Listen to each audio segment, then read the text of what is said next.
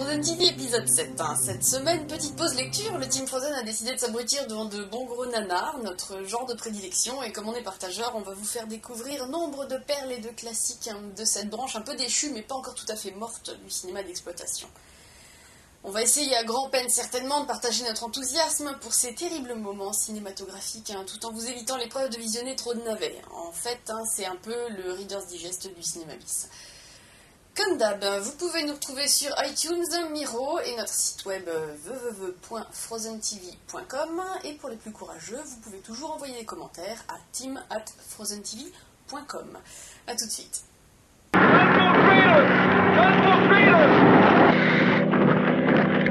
Quelle ne fut pas notre surprise de tomber l'autre jour sur ce bijou du cinéma d'exploitation, Les clones de Bruce Lee, un probable film chinois réalisé au lendemain de la mort de la star. Nous sommes au milieu des années 70. Bruce Lee, victime d'une crise cardiaque, meurt sur son lit d'hôpital.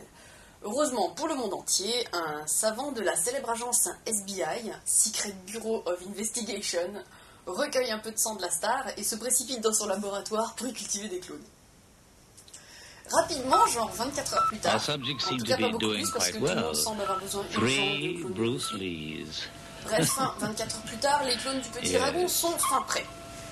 Voici donc les bien nommés, et dans l'ordre, Bruce Lee 2, Bruce Lee 3 et Bruce Lee 1, respectivement campés par les formidables acteurs Bruce Le, Dragon Lee et Bruce Tai.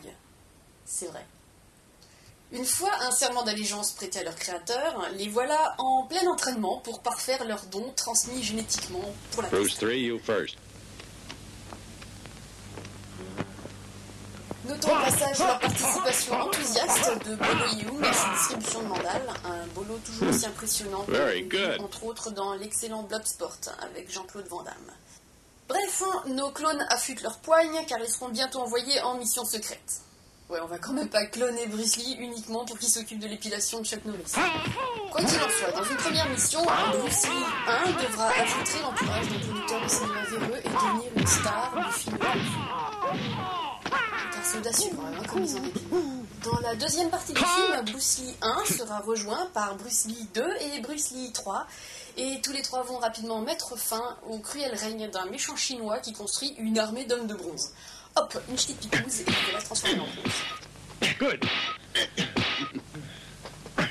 Heureusement pour nos héros, les guerriers d'acier ne pourront résister à l'attrait mortel d'une herbe locale. Allez savoir le comment du pourquoi, mais tous les méchants se mettent à bouffer d'un seul coup de foin et à crever empoisonnés. C'est très surprenant, mais ça mérite d'être drôle. Les missions secrètes accomplies, nos trois Bruce se rebellent contre leur créateur, le docteur Machin, et lui ravalent la façade lors d'un combat épique. D'ailleurs, en parlant de combat, on aimerait vous les décrire comme violents, inspirés et magnifiquement chorégraphiés, mais pas du tout. Notre copie du film est une VHS recadrée, et si les combats n'ont pas lieu dans le noir total...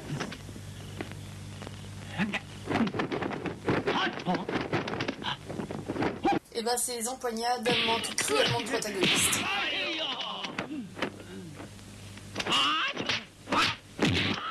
Merci à toi, ô inventeur inconnu du pan and scan.